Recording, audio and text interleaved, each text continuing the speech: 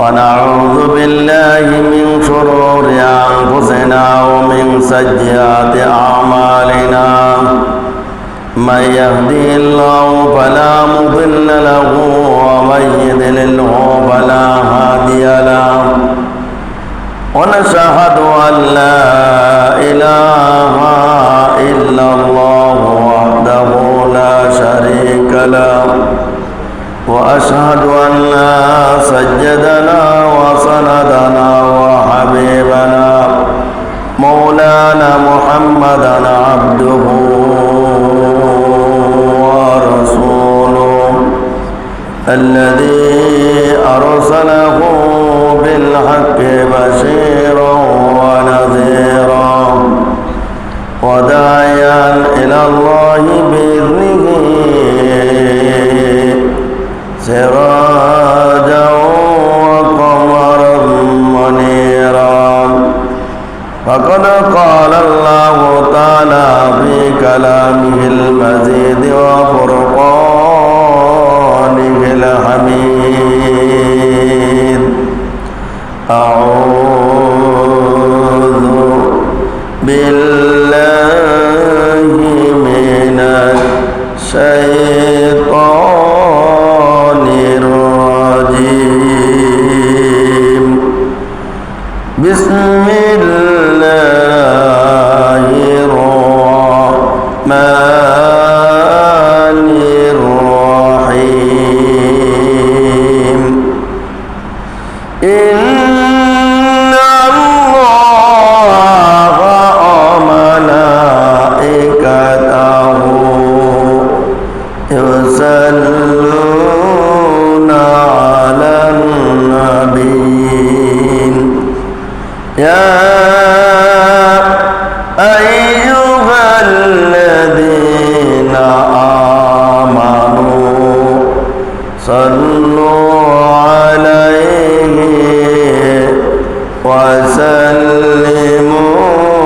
وسلموا تسليما اللهم صل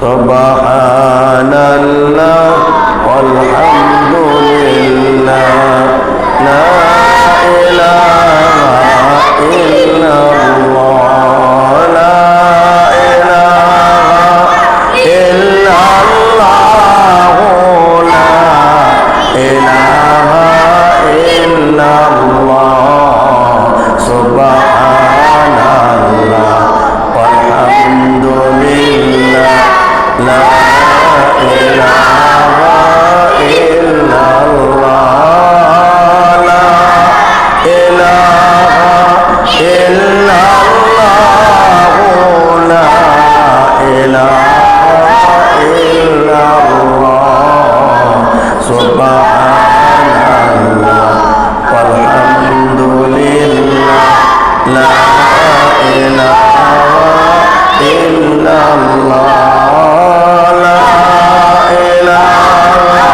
إلا الله لا إله إلا الله سبحان الله والحمد لله لا إله إلا الله لا إله إلا الله لا إله إلا الله لا إله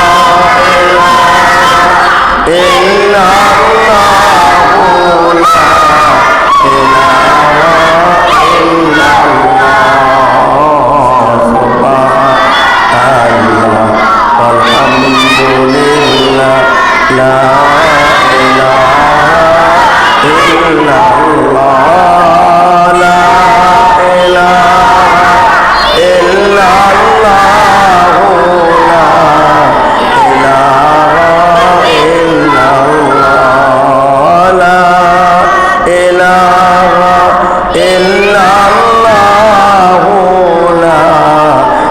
ইলাহা ইল্লাল্লাহ সুবহানাল্লাহ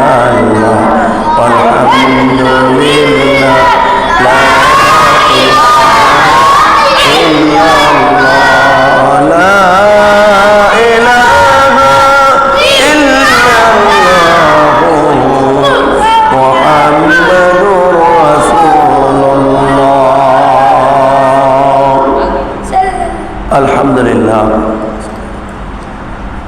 আলহামদুলিল্লাহ রাব্বিল আলামিন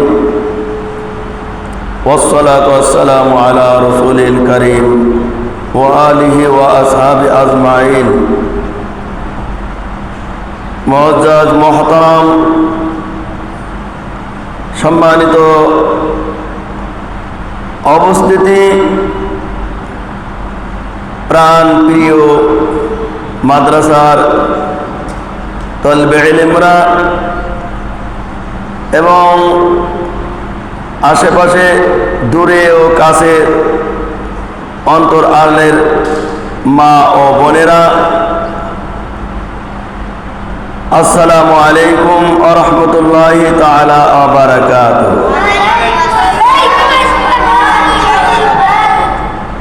আল্লাহ সুবহানাহু ওয়া তাআলার দরবারে লাখো কোটি শুকরিয়া যে মহান রব্বুল আলামিন আজকের এই জান্নাতি বাগানে আল্লাহ রব্বুল আলামিন আশার এবং বাসার তৌফিক এনায়েত করেছেন।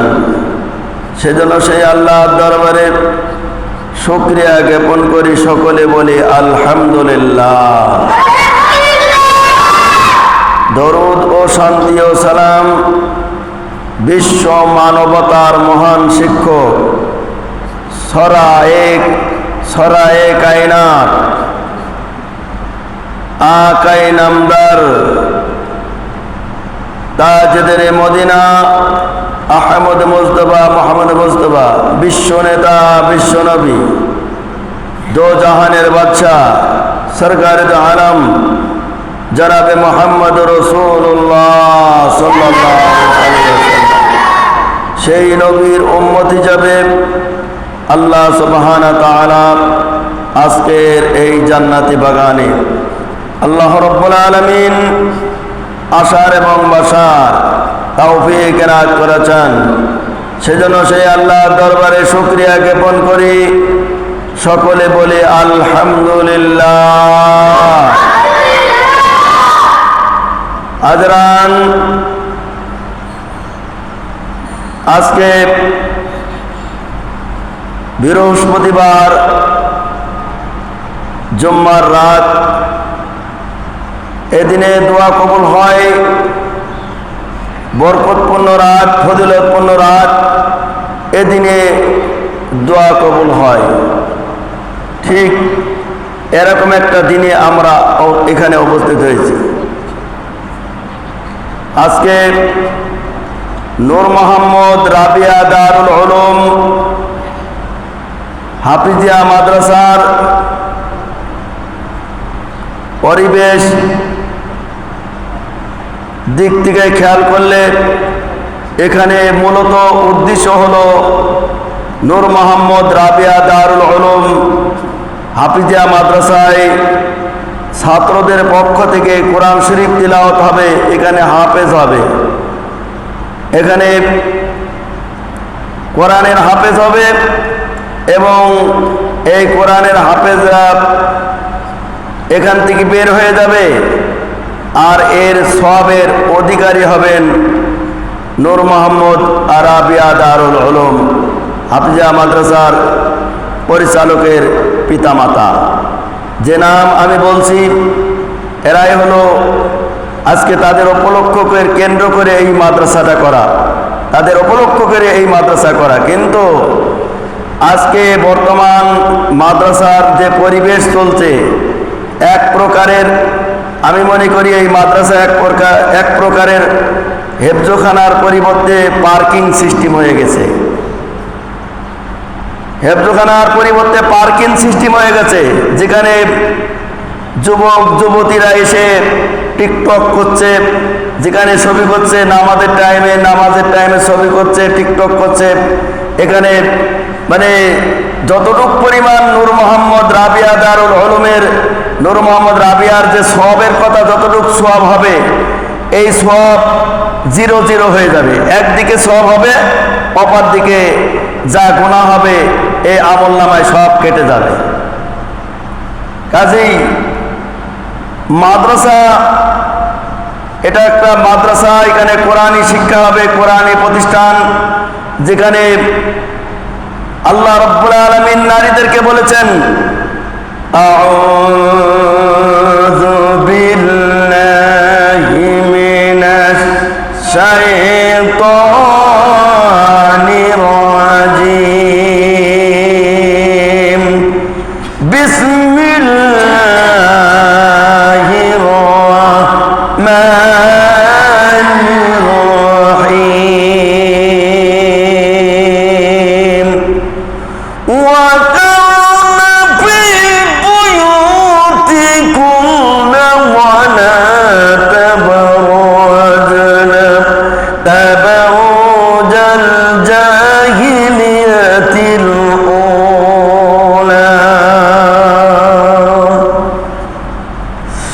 বন্ধুরে আমার, নারীদেরকে আল্লাহ রাব্বুল আলামিন পর্দায় থাকার কথা বলেছেন। আয়ামে জাহিলিয়াতের মতো চলাফেরা করো না ও নারীরা, আল্লাহ রাব্বুল আলামিন তোমাদেরকে পর্দার কথা বলে দিয়েছেন। নারীরা তোমরা ঘরের বাইরে বাড়ায়ও না, আল্লাহ রাব্বুল আলামিন ঘরের বাইরে বাড়াতে নিষেধ করেছেন। যত ঘরের বাইরে প্রয়োজন মতো বাড়াতে হয়, আগে পর্দাখানা মাথায় নিয়ে, হিজাবখানা মাথায় নিয়ে বাইর হও। আগে পর্দা মাথায় নিয়ে, বুরকা গায়ে দিয়ে বের হও, হিজাবখানা পরে বের হও। আল্লাহ রাব্বুল আলামিন এই কথা বলেছেন। আর এখন পর্দা তো দূরের কথা, বুরকা তো দূরের কথা, বুরকা ঠিকই পরে, হিজাব ঠিকই পরে, কিন্তু এমন অবস্থা বুরকার আজকে অবনতি ঘটছে, বুরকা আজ অপমানিত হচ্ছে, আজকে হিজাব অপমানিত হচ্ছে। আমাদের দেশে নারীদের যে পরিবেশ, নারীদের যে অবস্থা, এমন সমাজের অবস্থা হয়ে গেছে। বন্ধুরা আমার, এই সময় পরিবেশ ছিল, মানে এই সময় পশুদের একটা সময় থাকে, কুত্তাদের এমন একটা পরিবেশ থাকে যে কুত্তার পরিবেশ হলো, কুত্তারা তাদের এই সময় সংগ্রামী হয়। কিন্তু এমন অবস্থা হয়ে গেছে, কুত্তারা যখন তাদের সংগ্রামী সময় তাদের আসে, তারা একটু চেষ্টা করে আড়ালে যাওয়ার জন্য। আমাদের পরিবেশ এমন হয়ে গেছে, তাদের বর্তমানে নারীরা আমাদের বর্তমান সমাজে এমন হয়ে গেছে, জাহিলিয়াতের আগেকার যুগে জাহিলিয়াতের মতো নারীরা চলাফেরা করত। তখন নারীদেরকে যখন ইচ্ছা তখন যা খুশি তাই করত, ব্যবহার করত, হাটে বাজারে গরু ছাগলের মতো বিক্রি করত। এমনকি নারীদেরকে তারা যা খুশি তাই করত, নারীদেরকে পিটাত। সেই সময় নারীদেরকে ওলীদ ইবনে মুগীরা সেই জামায় নারীদেরকে এমন অবস্থা করত, তাদের সাথে জিনা করত। জিনা করতে করতে বাচ্চা এসে গেলে, পেটে বাচ্চা এসে গেলে অমনি তরবারি দিয়ে পেট ফেড়ে জোর করে সন্তান বের করে দিয়ে ওই বাচ্চার মা মারা যেত, বাচ্চাকে মেরে ফেলত। সবাই বলেন নাউযুবিল্লাহ। নারীদের এমন একটা পরিবেশ ছিল, নারীরা তখন কোনো স্বাধীনতা ছিল না, কোনো স্বাধীন ছিল না, যা খুশি তাই করত। এমন একটা সমাজ ছিল, যেই সমাজে নারীদেরকে এমনকি মেয়ে হলে বংশের কলঙ্ক, মেয়ে হলে বংশের মান সম্মান চলে যাবে। এই অবস্থায় তারা কি করত? নারীর মেয়ে সন্তান জন্ম দেয়, ওই সন্তানকে মায়ের কোল থেকে কেড়ে নিয়ে ওই মার সন্তানকে মেয়েকে হত্যা করতো বলো, মেয়ে হয়ে যাওয়ার বংশের কলঙ্ক হয়ে গেল, মান সম্মান কমে গেল। মায়ের কোল থেকে সন্তানকে কেড়ে নিয়ে হত্যা করে ফেলত। আর ছেলে হলে আনন্দ করত, মারহাবা দিত, বলতো মারহাবা, ছেলে হয়েছে, বংশের গৌরব বেড়েছে, ছেলে হয়েছে, মানে বংশের ইজ্জত বেড়েছে, এই মনে করত। সন্তানের মর্যাদা দিত, কিন্তু মেয়েদের মর্যাদা দিত না। কোন সময় নারীদের মর্যাদা আসলো? আল্লাহ নবী যখন দুনিয়ায় আসলেন, নারীদের ইজ্জত করলেন, নারীদের সম্মান দিলেন, নারীদেরকে ইজ্জত করলেন, সম্মান দিলেন।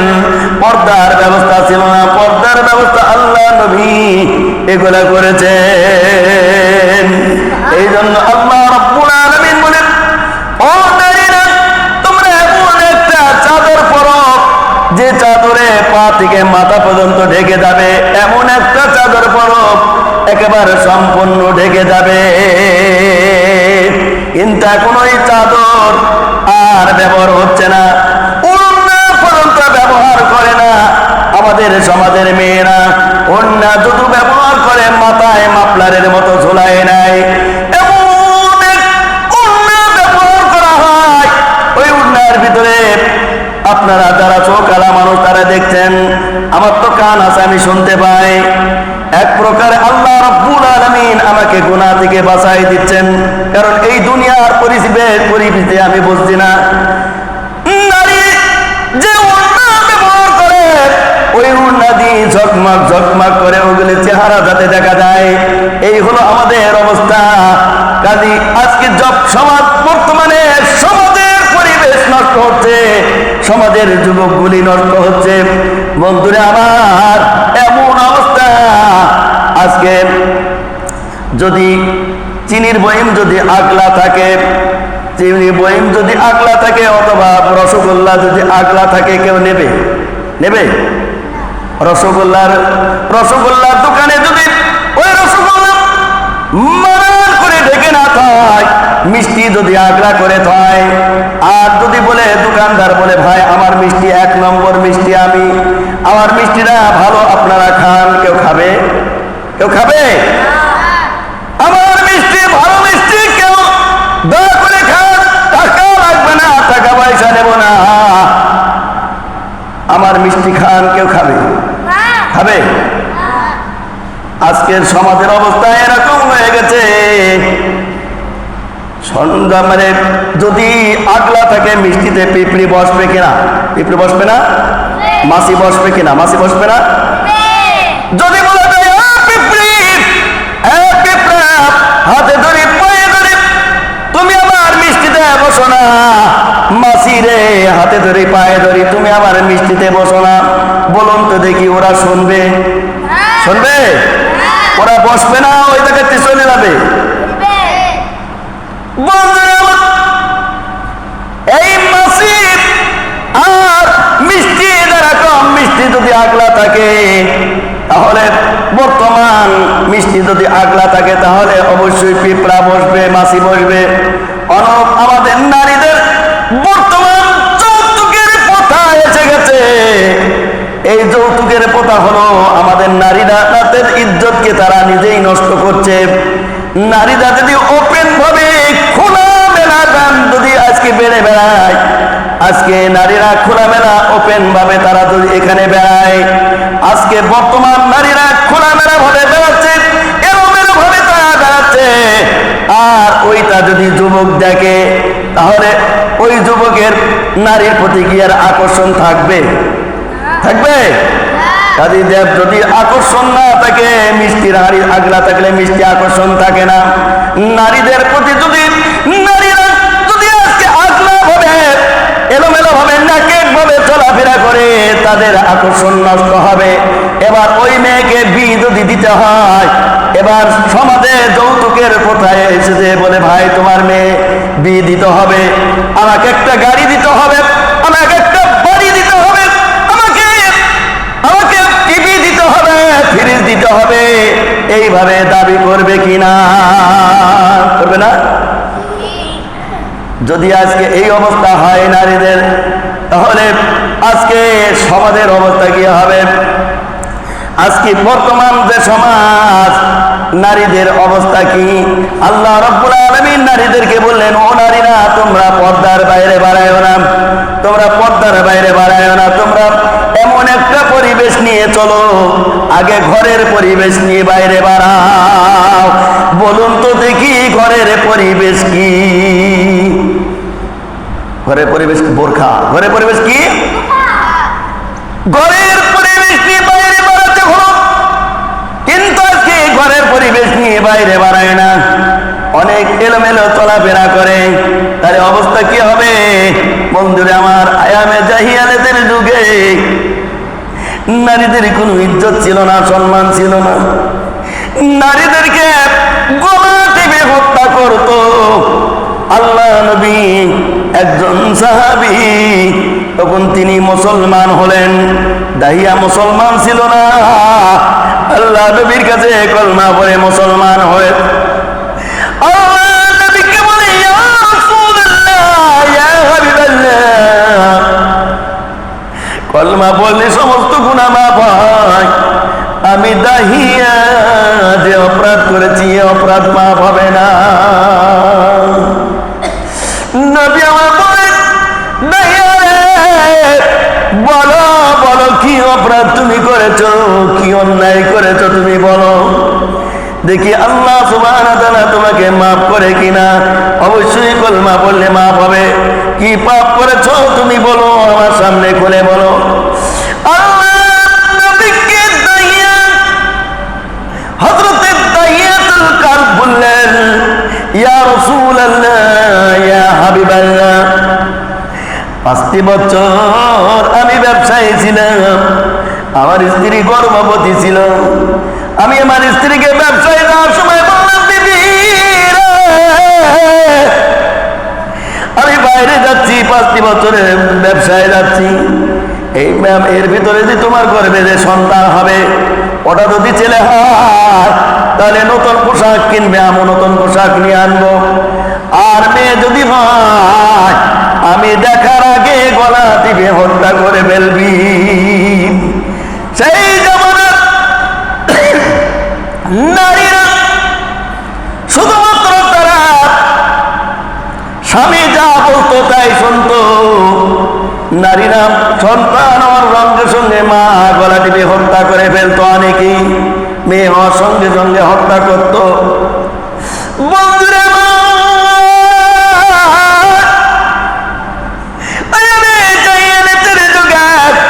আল্লাহ নবী বলতেছেন, ইয়া রাসূলুল্লাহ, ইয়া হাবিবাল্লাহ, নবীর সামনে বলছেন, আমি 5টি বছর ব্যবসায়ী ছিলাম, এই ব্যবসায় অবস্থায় আমার আল্লাহ রাব্বুল আলামিন একটি কন্যা সন্তান দান করেছিল। আমার স্ত্রী গোপন রেখেছিল, আমার স্ত্রী গোপন রেখে আমাকে বলল, স্বামী আমার, আল্লাহ রাব্বুল আলামিন একটি তোমাকে পুত্র সন্তান দান করেছে। আমাকে একটি চিঠি লিখে খুশি করলো আমার স্ত্রী। আমি 5 বছর ব্যবসায়ী ছিলাম, ব্যবসায় থাকা অবস্থায় আমার ওই অবস্থায় আমার দিন কাটলো 5টি বছর। আমার মেয়ে এত সুন্দর চেহারা, এত সুন্দর চেহারা, পূর্ণিমার চাঁদের সঙ্গে চেহারার বাজ করতেছে। আল্লাহ নবী বললেন, আল্লাহ নবী বলছেন, নবীকে বলছেন, ইয়া রাসূলুল্লাহ, ইয়া হাবিবাল্লাহ। তখন আমি বাড়িতে আসলাম। বাড়িতে আসার পরে আমাকে আব্বু বলে ডাক দেয়। আমি বললাম, বিবি আমার তো কোনো কন্যা সন্তান নাই, কে আমাকে ডাক দিয়েছে? নবীকে জাহিলিয়াতের যুগে দাহিয়া বলছেন, ইয়া রাসূলুল্লাহ, ইয়া হাবিবাল্লাহ। আমার মেয়ের কথায় আমার স্ত্রী বললেন, ওগো প্রাণের স্বামী, আল্লাহ রাব্বুল আলামিন তোমাকে কন্যা সন্তান দিয়েছিল, কিন্তু আমি মা হিসাবে কিভাবে হত্যা করব? আমি হত্যা করতে পারি না। আমি তোমাকে চিঠিতে গোপনে লিখেছিলাম, পুত্র সন্তানের কথা বলেছিলাম, আমি মিথ্যা বলেছিলাম। এটা তোমার মেয়ে। স্বামী আমার তাকায় দেখো তোমার চেহারার সঙ্গে তোমার মেয়ের মিল আছে কিনা।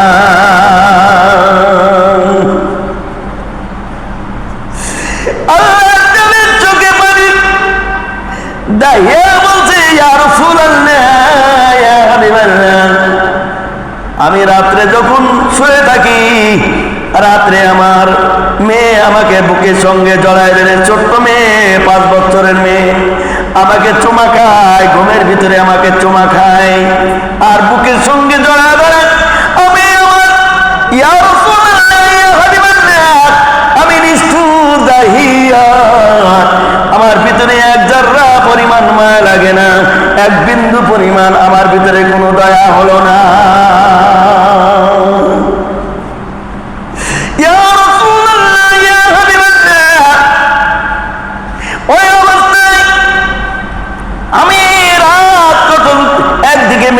মায়া লাগে, অপরদিকে চিন্তা করি, আরে যদি আজকে এই মেয়েকে বাঁচায় রাখি, আমি এই মেয়েকে যদি বাঁচায় রাখি, তাহলে আমি নারী, কত নারী আমার হাত দিয়ে আমি কত মেয়েকে হত্যা করে দিই, শিশু মেয়েকে আমি হত্যা করেছি। আমি আজকে এই সমাজের বড় চেয়ারম্যান, আমি যদি আজকে যদি বাঁচায় রাখি, তাহলে আমাকে কেউ মানবে না, তাহলে আমাকে কেউ মেনে নেবে না, আমার নেতা হিসাবে কেউ মানবে না, নেতা হিসাবে মানবে না। এই কথা বলেন, বললেন ইয়া রাসূলুল্লাহ, ইয়া হাবিবাল্লাহ, একদিকে মেয়ের প্রতি মায়া লাগে, আমি নিষ্ঠুর দাহিয়া, আবার তখন নেতার দিকে খেয়াল করি, তখন আমার এক জাররা পরিমাণ মায়া লাগে না। কি পছন্দ! এবার বললো না, একে বাঁচায় রাখা যাবে না। কোন রকম রাত শেষ হয়ে গেল। রাত শেষ হওয়ার পরে আমি আমার স্ত্রীকে বললাম, বিবি, ও বিবি রে, আমার দাহিয়াকে সুন্দর করে ভালো করে খাওয়ায় দাও, গোসল করে দাও, আমার দাহিয়াকে নতুন পোশাক পরায় দাও, আর আমার দাহিয়াকে জীবনে শেষ খাওয়া খাওয়ায় দাও। আমি আমার দাহিয়াকে, আমার বংশের কলঙ্ক হবে দাহিয়াকে, আমি দাহিয়ার বংশে কলঙ্ক হবে। আমি এই মেয়েকে, জামিলা সুন্দরীকে বাঁচায় রাখতে পারবো না। জামিলা সুন্দরী, এত সুন্দর চেহারা। এবার জামিলার মা সুন্দর করে সাজায় দিলেন। সুন্দর করে সাজায় দেওয়ার পরে এবার তাকে গোসল করাইয়া ভালো করে সাজায় দিয়েছেন, নতুন ভাবে তাকে পোশাক পরাইছেন। আর জামিলার মা 2 চোখের পানি ছেড়ে কান্দে। জামিলার মাকে বলে, আম্মু গো, তুমি কেন কাঁদছো? কি দুঃখ তোমার মনে, তুমি কেন কাঁদো? আমি তো আব্বুর সঙ্গে আমি দাওয়াত খেতে যাব, আব্বুর সঙ্গে বেড়াত যাব। মা তো বোঝে না, মা কিছু কথা বলতে পারে না। এই অবস্থায় হযরত ওমর খেপে গেছেন। আমিরুল মুমিনিন উমর এসে বলছে, ইয়া রাসূলুল্লাহ, ইয়া হাবিবাল্লাহ, কত কথা শোনার দরকার নাই। যার কথা শুনে রাসূলের চোখে পানি এসে যায়, দাড়ি ভিজে যায়। আপনি হুকুম দেন, এই মুহূর্তে আমি দাহিয়াকে কতল করে দিই। আল্লাহ নবী উমরকে সান্ত্বনা দিলেন, ওমর তুমি শান্ত নাও, ওমর তুমি থামো। ওমরকে সান্ত্বনা দিলেন।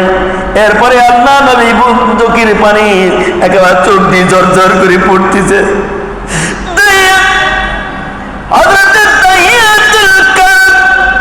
এবার সুন্দর করে সাজানোর পরে জামিলাকে সামনে দিয়েছে। জামিলাকে ডেকে বলে, হ্যাঁ জামিলা, 5টি বছর ব্যবসায়ী ছিলাম রে, 5টি বছর আমি বাইরে ছিলাম, আমার বন্ধুর বাড়ি অনেক দিন বেড়াতে যায় নাই। আজকে তোমাকে বন্ধুর বাড়িতে আমি তোমাকে বেড়াতে নিয়ে যাব। বলুন তো দেখি, এই কথা কোন সন্তান যদি শোনে তাহলে সে খুশি হবে না বেজার হবে? খুশি হবে না? ছোট্ট সন্তান কত আনন্দ, আমার পিতা আমাকে বেড়াত নিয়ে যাবে, আমি পিতার সঙ্গে যাব। একটু একটু জিকির করি, সুবহানাল্লাহ ওয়ালহামদুলিল্লাহ লা ইলাহা ইল্লাল্লাহ লা ইলাহা ইল্লাল্লাহ লা ইলাহা ইল্লাল্লাহ সুবহানাল্লাহ ওয়ালহামদুলিল্লাহ লা ইলাহা ইল্লাল্লাহ লা ইলাহা ইল্লাল্লাহ লা ইলাহা ইল্লাল্লাহ। মোহাম্মদের সাথে বলি সবাই, সুবহানাল্লাহ ওয়ালহামদুলিল্লাহ লা ইলাহা ইল্লাল্লাহ সুবহানাল্লাহ ওয়ালহামদুলিল্লাহ লা ইলাহা ইল্লাল্লাহ লা ইলাহা ইল্লাল্লাহ লা ইলাহা ইল্লাল্লাহ সুবহানাল্লাহ ওয়ালহামদুলিল্লাহ লা ইলাহা ইল্লাল্লাহ লা ইলাহা ইল্লাল্লাহ লা ইলাহা ইল্লাল্লাহ সুবহানাল্লাহ ওয়ালহামদুলিল্লাহ লা ইলাহা লা ইলাহা ইল্লাল্লাহ মুহাম্মাদুর রাসূলুল্লাহ। ধরে বলেন সাল্লাল্লাহু। বন্ধুরা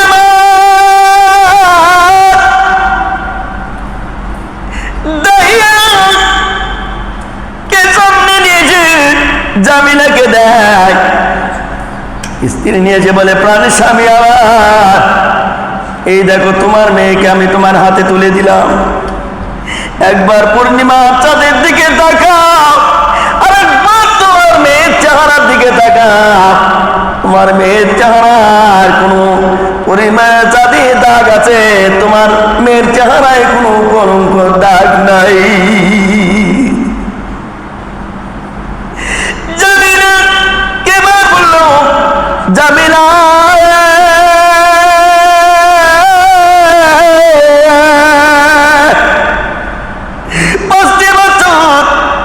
বাইরে ছিলাম, 5টি বছরের ভিতরে কোনো জায়গায় যাই নাই, 5টি বছরে বিভিন্ন জায়গায় ব্যস্ত, ব্যবসার মধ্যে ব্যস্ত ছিলাম, আমি সিরিয়ায় ব্যবসায় ছিলাম।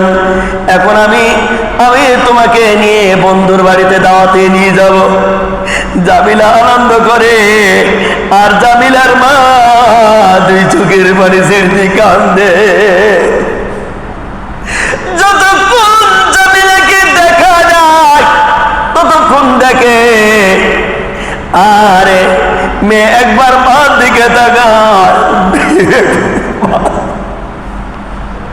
মেয়ে একবার মার দিকে তাকায়, মার একবার মেয়ের দিকে তাকায়। এইভাবে তাকাতে তাকাতে যখন চোখের আড়াল হয়ে যায়, মেয়েটি বলে, আব্বু গো তুমি তো বাইরে যাবে বন্ধুর বাড়িতে, কোদাল কেন কাঁধে নিয়েছো? তুমি কেন কোদাল নিয়েছো? কোদাল কেন নিয়েছো? জামিলা তো বোঝে না, আমার এটাই মনে হয় আমার জীবনের শেষ। জামিলা বোঝে না, ছোট্ট নিষ্পাপ মেয়েটি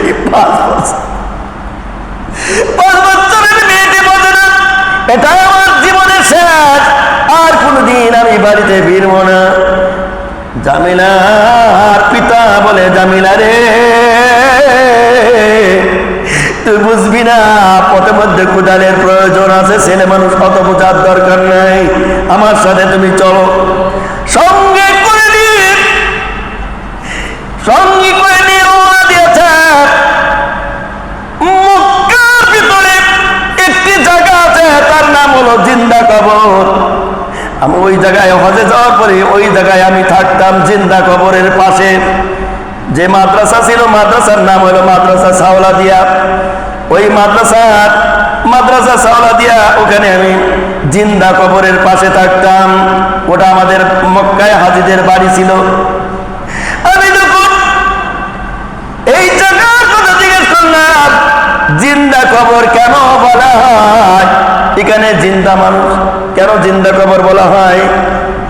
ওখানকার যারা লোকজন ছিল তারা বলল, ওখানে যারা কাজ কাম করে বলে, হুজুর এই তো সেই জায়গা যে জায়গায় নারীদেরকে হত্যা করে বংশের কলঙ্ক হবে বলে শিশু মেয়েদেরকে হত্যা করে এই জায়গায় তাদেরকে কবর দিত, জিন্দা কবর দিত, কবরের ভিতরে পুঁতে ফেলে এবার কবর করে তাকে জিন্দা কবর দিয়ে দিত। এই জায়গা আমি যেখানে গিয়েছি, যেই জায়গায় আমার মনে প্রশ্ন জেগেছে, আমি মুআল্লিমকে প্রশ্ন করছি, মুআল্লিম এই জায়গাটা কেন বলা হয়?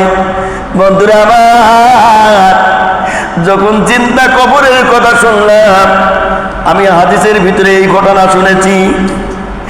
দাইয়াতুল কলবকে এইভাবে, দাইয়াতুল কলব জামিলাকে কবর দিয়েছিল এই জায়গায়। আমি এই কি সেই জায়গা জামিলাকে জিন্দা কবর দেওয়া হয়েছে? মনে হুজুর এই সেই জায়গা, হাফেজ সাহেব এই সেই জায়গা। আবার চোখে পানি অটোমেটিক গেছে গেল।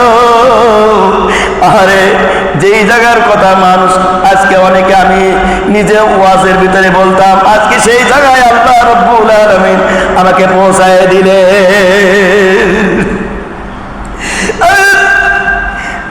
এবার ওই মরুভূমির পরে, ইয়া রাসূলুল্লাহ, ইয়া হাবিবাল্লাহ, মরুভূমির পরে কবর খুঁড়তে থাকি। মরুভূমির পরে কবর খুঁড়তে খুঁড়তে এক পর্যায়ে আমি একটু ক্লান্ত হয়ে যায়, একটু রেস্ট নিতেছি। মাটিগুলি আমার দাড়ির ভিতরে ঢুকে যায়, গুড়ি গুড়ি পাথরগুলি আমার দাড়ির ভিতরে ঢুকে যায়। আমার মেয়ে ছোট্ট 5 বছরের মেয়ে উড়না দিয়ে মুখ মুছায় দেয়, উড়না দিয়ে মুখ মুছায় দেয়, বুড়ে তোমার দাড়িতে ময়লা লেগে গেছে, দাড়ির ভিতরে ধুলা লেগেছে, কেন তুমি কষ্ট করছো? মেয়ে তো বোঝে না কার জন্য কষ্ট করতেছি।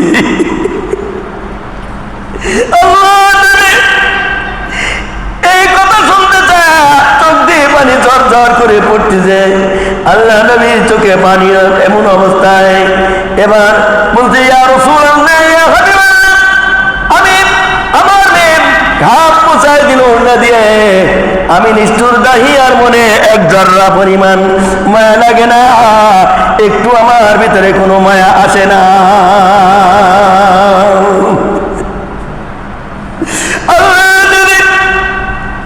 দুই চোখে পানি বীজ দাঁড়িয়ে দিতে যাচ্ছে, আল্লাহ নবী কাঁদতেছেন। নিষ্ঠুর দাহিয়া বলছে, ইয়া রাসূলুল্লাহ, ইয়া হাবিবাল্লাহ, কবর খোঁড়া শেষ হয়ে যায়, আমি তো আমার মেয়েকে হাত পা বাঁধতে থাকি।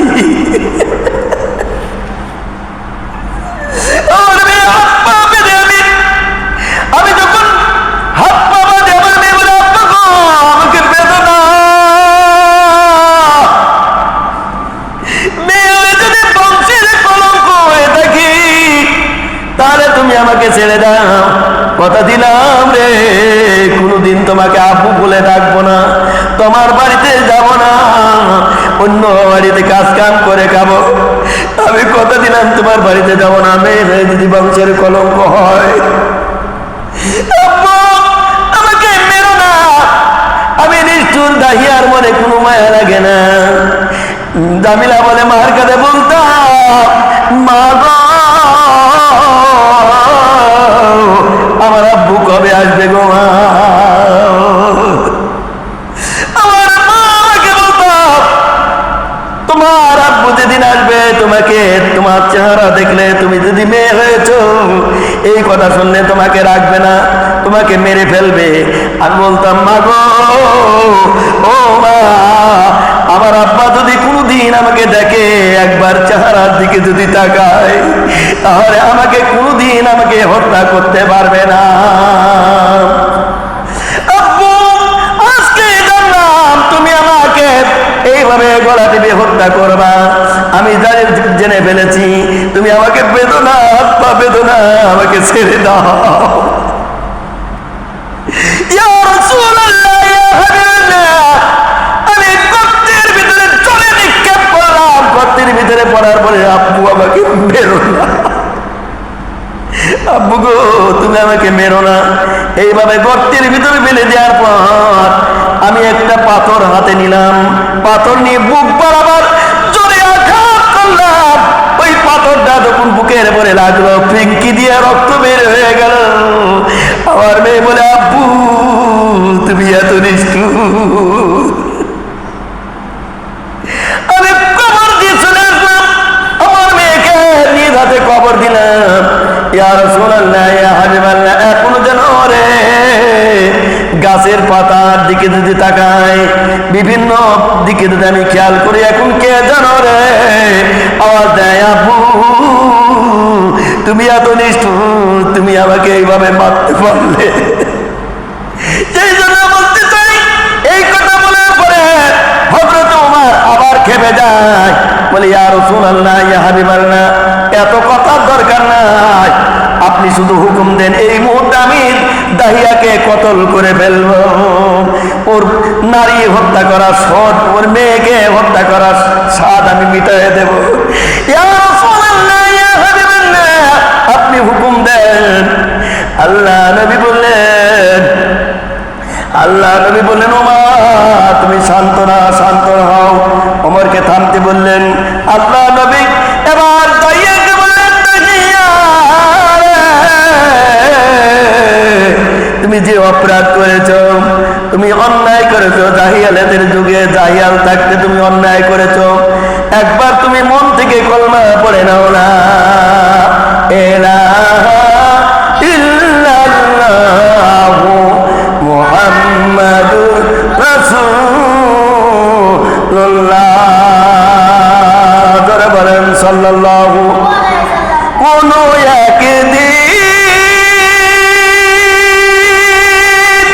এদেশের আকাশে বাতাসে কালিমার পতাকা দুলবে, সেদিন সবাই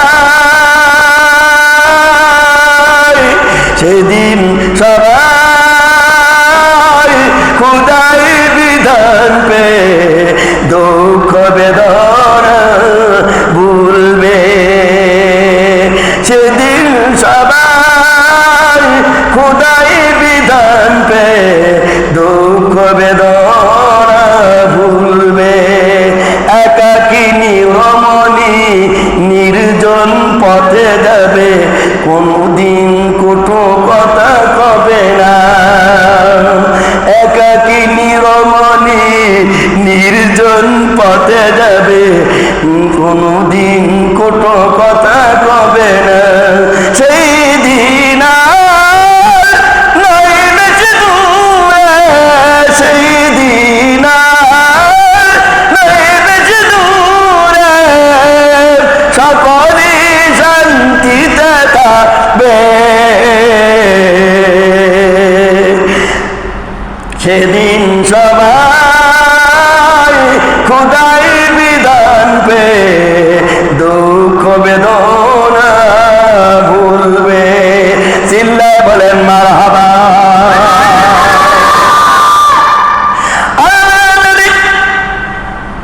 দাহিয়াতুল কালবে বললেন, দাহিয়া তুমি কলমা পড়ে নাও। কলমা পড়ে মুসলমান হয়ে গেল দাহিয়া। বলে ইয়া রাসূলুল্লাহ, ইয়া হাবিবাল্লাহ, এক নয় দুই নয়, আমি 69 জনকে আমি জ্যান্ত কবর দিয়েছিলাম। লাস্ট ফিনিশিং আমার মেয়েকে আমি জ্যান্ত কবর দিয়ে 70 জনকে আমি নিজ হাতে, আমি শিশু সন্তানকে মেয়ে হওয়ার সঙ্গে সঙ্গে আমি গলা টিপে হত্যা করেছি। হুজুর আমার এই কি পাপ মোচন হবে? আমি যে অন্যায় করেছি এ অন্যায় কি মাপ হবে? আল্লাহ নবী বললেন, দাহিয়া তুমি তো না বুঝে করেছো, অন্যায়ভাবে করেছো, অতএব তুমি এই কলেমা পড়ো, অবশ্যই আল্লাহ রাব্বুল আলামিন, আল্লাহ সুবহানাহু ওয়া তাআলা তোমার গুনাহ মাফ করে দেবে।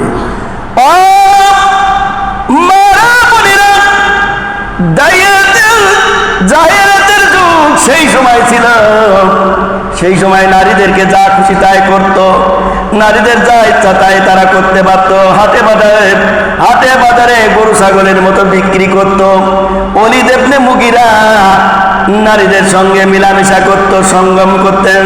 এরপরে পেটে বাচ্চা আসার সঙ্গে সঙ্গে ওই নারী কান্নাকাটি করতো, কোনো মানত না, কোনো কিছুই করতো না। জোর করে ছুরি দিয়ে পেট চিরে ওই বাচ্চা বের করে ফেলতো, বাচ্চার মাকে মেরে ফেলতো।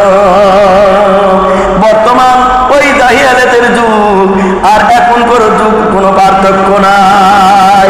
এখন নারীরা যেভাবে চলাফেরা করতে চায়, নারীরা যেভাবে অন্যায়ভাবে চলাফেরা করতেছে, আজকে বর্তমান সমাজে যৌতুকের কথা কেন আসলো?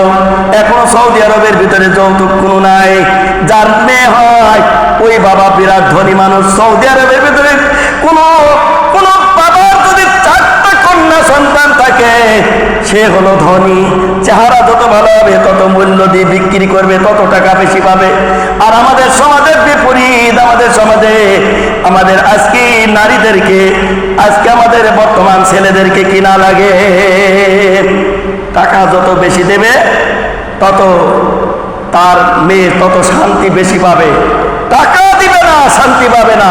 এমনকি দেখা গেছে বর্তমান সমাজে কয়েকদিন আগে ফেসবুকে একটা ঘটনা লক্ষ্য করলাম। আমি তো দেখার মতো ক্ষমতা নাই। আমার স্ত্রী বলল, ফেসবুক দিকে তাকায় বলছে, একটা মেয়ে যৌতুক দিতে পারে নাই বলে তাকে বটি দিয়ে স্বামীতে কুপিয়ে হত্যা করলো। সবাই বলে নাউযুবিল্লাহ। কত অবস্থা, বর্তমান সমাজের অবস্থা কত খারাপ। শুধু আজকে বোনদের কারণে, মা ও বোনদের কারণে তাদের সম্মানকে তারা নষ্ট করছে। আজকে তাদের ইজ্জত তারা নষ্ট করছে। তাদের কোনো ইজ্জত নাই, তাদের কোনো সম্মান নাই। যদি সম্মান থাকতো তাহলে এই মসজিদের লোকে তারা টিকটক করতে পারতো না। নারীরা এখানে মাদ্রাসা কোনো পরিবেশ মানে না, আজকে তারা ড্যান্স দেয়, নাচে, টিকটক করে। এই মাদ্রাসায় এই কাজ কখনো করতে পারে না। নারীদের সম্মান কোথায় গেল? সেই জামানায় নারীদের কত ইজ্জত ছিল, কত সম্মান ছিল। বন্ধুরে আমার মনে পড়ে যায় আম্মি জান সুমাইয়া রাদিয়াল্লাহু তাআলা। সুমাইয়া ইসলাম কবুল করার অপরাধে আজকে তাকে জীবন দিতে হয়েছে। হযরত নুসাইবা তাকে ইসলাম কবুল করার অপরাধে তাকে জীবন দিতে হয়েছে। আর এখন বর্তমান সমাজে এগুলি তো নাই। আজকে আমাদের সমাজ জাহিলিয়াতের সমাজ, নব্য যুগের জাহিলিয়াতের সমাজ চলছে। এই জাহিলিয়াতের যুগে নারীদের কোনো পর্দা নাই। মারা বোনেরা, আপনাদেরকে বলতে চাই, আপনারা আজকে সম্মান পাবেন, অবশ্যই পাবেন, আপনারা যদি পর্দা মেনে চলেন। পর্দা মেনে চলেন, আর পর্দা হলো আল্লাহর হুকুম, ফরজ। এই পর্দা যদি মেনে চলেন, 5 ওয়াক্ত নামাজ যদি আদায় করেন, স্বামীর খেদমত যদি ঠিক মতো করতে পারেন, নামাজ আদায় করেন, রোজা যদি পালন করেন, এই 4টা কাজ করলে নারীদের কোনো হিসাব লাগবে না। আল্লাহ রাব্বুল আলামিন নারীদেরকে কোনো হিসাব নেবে না, বিনায় যাবে, জান্নাত দেবে। ও নারীরা, যদি তোমরা এই কাজ করতে পারো, তোমাদের ইজ্জতকে বাঁচাতে পারো, সম্মান যদি তোমরা যদি বাঁচাতে পারো, আজকে আমাদের সমাজে জিনা কমে যাবে, জিনা থাকবে না, জিনা ব্যভিচার থাকবে না। আর এই কাজ যদি করতে পারো তাহলে কি অবস্থা হবে? যদি তোমরা সত্যিকারের আমল করে যাও, কাল কিয়ামতের ময়দানে যেই নারীরা থাকবে জান্নাতের ভিতরে, হুর গেলমান যারা থাকবে, তাদের মানে এক একটা পুরুষের জন্য 70টা করে নারী থাকবে। আর 70টা নারীর সর্দার হবে। যদি কোনো স্ত্রী যদি দুনিয়ায় ভালো কাজ করে যায়, আমল করে যায়, পর্দা মেনে চলে যায়, অবশ্যই ওই 70টা নারীর সর্দারিনী ওই নারী হবে। কাউকে সুবহানাল্লাহ বলা যাবে না? তাহলে আজকে কেন আমাদের অবস্থা এরকম? আমাদের সমাজ আজকে কেন বেহায়াপনা চলছে। সমাজের আজকে বর্তমান যে সমাজ, এই সমাজে ইমান বাঁচানো কঠিন হয়ে যাচ্ছে। চোখারা লোকদের ইমান বাঁচানো কঠিন হয়ে যাচ্ছে। কারণ যদি আজকে তারা যা করছে এগুলা প্রকাশ্যে আমাদের ছেলেরা দেখছে, আমাদের শিক্ষকরা দেখছে, দেখলে তাদের ইমান কোথায় যাবে? ইমান শেষ, কাজেই ইমান হারা হয়ে যাচ্ছে। চাকরি করতে এসে ইমান হারা হয়ে যাচ্ছে। বর্তমান যে অবস্থা চলছে তাতে ইমান আর আমাদের থাকছে না। ইমানের পথে অবিচল থেকে আমার মরণ যেন হয়। ইমানের পথে অবিচল থেকে আমার মরণ যেন হয়। তোমারই কাছে মিনতি আমার, তোমারই কাছে মিনতি আমার, মহামহিম দয়াময়। ইমানের পথে অবিচল থেকে আমার মরণ যেন হয়। চিল্লায় বলেন মারহাবা। ও মুসলমানেরা, আজকে ইমানের পথে থাকতে হবে, বাতিলকে উৎখাত করতে হবে, বাতিলের সঙ্গে লড়াই করতে হবে। প্রয়োজন হলে আজকে জিহাদে নেমে পড়তে হবে। রাজি আছেন? তাহলে আজকে ইমানের পথ, ইমানকে টিকাতে হলে আজকে আমাদের যারা খারাপ তাদেরকে প্রতিহত করতে হবে।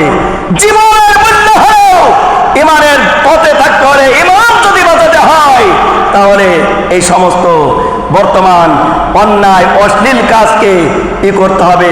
পরিহার করতে হবে। অন্যায় অশ্লীল কাজে বাধা দিতে হবে।